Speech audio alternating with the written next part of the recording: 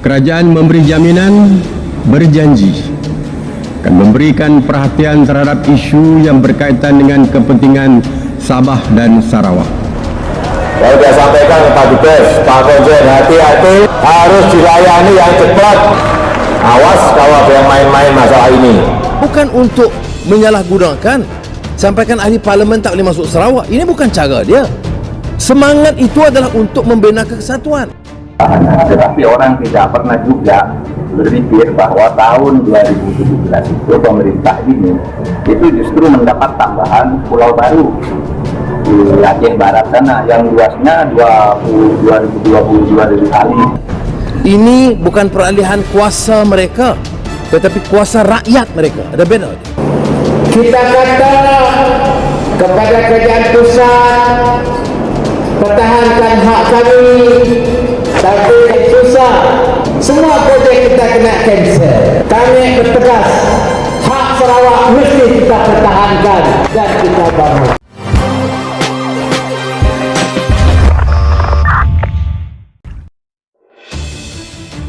Tidak ingin hilangnya sipadan ligitan terulang, BNPB akan amankan naskah perjanjian dengan negara lain. Cara Indonesia menjaga wilayah adalah memasang patok perbatasan antar negara. Masalah kearsipan di dalam sebuah lembaga negara ternyata punya dampak yang begitu besar terhadap kedaulatan Negara Kesatuan Republik Indonesia atau NKRI. Peristiwa lepasnya sipadan ligitan dari wilayah Indonesia karena kurangnya dukungan arsip kepemilikan dua pulau tersebut menjadi pelajaran berharga bagi pemerintah Indonesia. Sekretaris Badan Nasional Pengelola Perbatasan atau BNPB, Restuardi Daud, mengakui kenyataan tersebut. Atas dasar itulah ia berpandangan perlu pengaturan arsip untuk pulau-pulau lainnya di Indonesia, terutama pulau-pulau kecil terluar atau PPKT. Tak berpenghuni, BNPB dijelaskan Restuardi memiliki tugas untuk berperan dalam merapikan dokumen negara berkaitan wilayah Indonesia.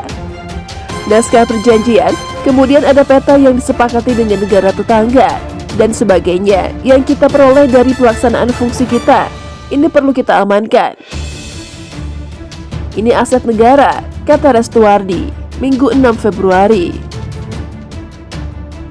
Menyinggung arsip di kawasan perbatasan negara, Direktur Kearsipan Pusat Arsip Nasional Republik Indonesia atau ANRI, Azmi meminta BNPB belajar dari sengketa sipadan ligitan antara Indonesia dan Malaysia yang terjadi di era 2000-an, jauh sebelum terbentuknya BNPB. Indonesia, kata Azmi, saat itu kalah di Mahkamah Internasional karena tidak punya satu dokumen penting yang menjadi penentu atas kepemilikan lahan di perbatasan. Kita kalah dalam satu jenis arsip yang bernama Administration Record, kata Azmi di Jakarta. Ia menyebut proses penyelesaian sengketa sipadan ligitan kala itu sempat melalui beberapa tahapan pengecekan arsip dari masing-masing negara dan pemerintah kolonial pendahulunya. Pertama, dilakukan pengecekan eksistensi sipadan ligitan dalam berbagai peraturan yang berlaku, mulai dari Undang-Undang Dasar atau UUD, Undang-Undang, Peraturan Pemerintah atau PP, Peraturan Presiden atau Perpres, dan sebagainya. Yang kedua, ada Treaty Record. Ada enggak perjanjian Hindia Belanda dengan lokal kingdom saat itu? Ada, tetapi Inggris dan Malaysia juga punya, tutur Azmi.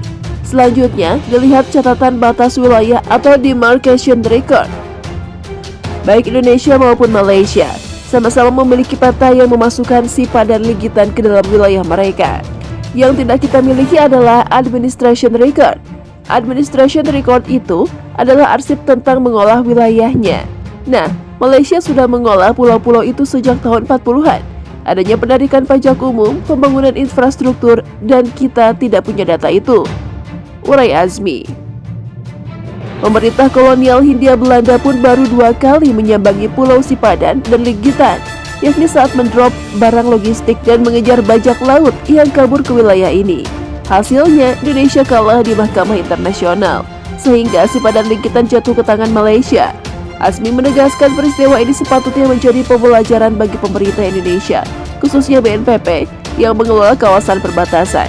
Eksistensi pemerintah di wilayah perbatasan harus dikelola dengan baik dan arsipnya harus dijaga.